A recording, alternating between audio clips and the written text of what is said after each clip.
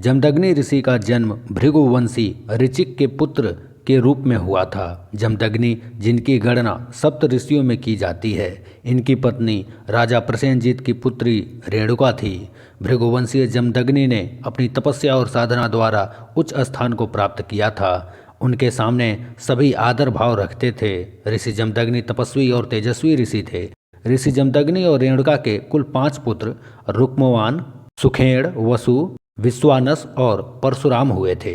जब पृथ्वी पर हैहवंशी क्षत्रिय राजाओं का आतंक और अत्याचार बढ़ गया, ब्राह्मण और साधु असुरक्षित होने लगे, धर्म कर्म के कार्यों में यह राजा लोग व्यवधान उत्पन्न करने लगे, ऐसे समय में भृगु श्रेष्ठ महर्षि जमदग्नि द्वारा पुत्रेष्टि यज्ञ कराया गया था, जिससे प्रसन्न होकर भगवान वरदान स्वरूप उन्हें पुत्र प्राप्ति का वरदान देते हैं। इन 5 भाइयों में परशुराम जी उन हैहवंशी राजाओं का अंत करते हैं। हैहवंश का राजा कार्तवीर्य अर्जुन बहुत ही अत्याचारी राजा था।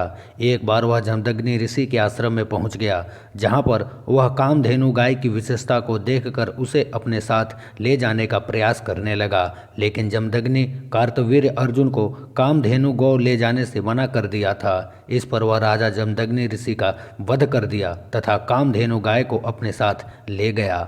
अपने पिता की हत्या का बदला परशुराम कार्तवीर्य को मार कर लेते हैं और कामधेनु वापस आश्रम में लेकर आते हैं। अपने पिता का अंत्येष्टि संस्कार संपन्न करने के उपरांत वह प्रण लेते हैं पृथ्वी को क्षत्रियों से विहीन कर देंगे, और इसके लिए वह समस्त पृथ्वी पर घूम घूम कर 21 बार क्षत्रियों का संहार करते हैं।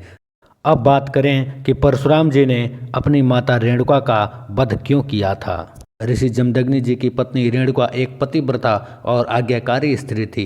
वह अपने पति के प्रति पूर्ण निष्ठावान थी, लेकिन एक गलती के परिणाम स्वरूप दोनों के संबंधों में अलगाव की स्थिति उत्पन्न हो गई, जिस कारण ऋषि ने उन्हें मृत्यु दंड दिया था। एक बार रेणुका जल लेने के लिए नदी घाट गई थी, जहाँ पर गंधर्व चित्ररथ अप्सराओं के साथ जल क्रीड़ा कर रहा था। उन्हें देख रेणुका उन पर आसक्त हो गई थी और जल लाने में विलंब हो जाने से यज्ञ का समय निकलता जा रहा था।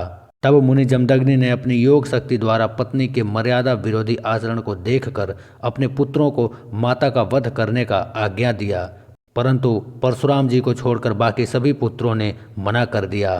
केवल परशुराम ऐसा करने को तैयार हुए। पिता की आज्ञा न मानने पर परशुराम जी को छोड़कर बाकी सभी पुत्रों को संज्ञाहीन कर दिया। पिता की आज्ञा स्वरूप परशुराम जी ने अपनी मां का वध कर दिया। परशुराम जी की पितृभक्ति देखकर पिता जमदग्नि उन्हें वर मांगने को कहते हैं और परशुराम जी पिता से वरदान मांगते हैं कि वह उनकी माता को क्षमा करें और उन्हें जीवन दान दें तथा सभी भाइयों को भी चेतना युक्त करें। इस प्रकार उनके वरदान स्वरूप उनकी माता और भाई दोबारा जीवन प्राप्त किया था।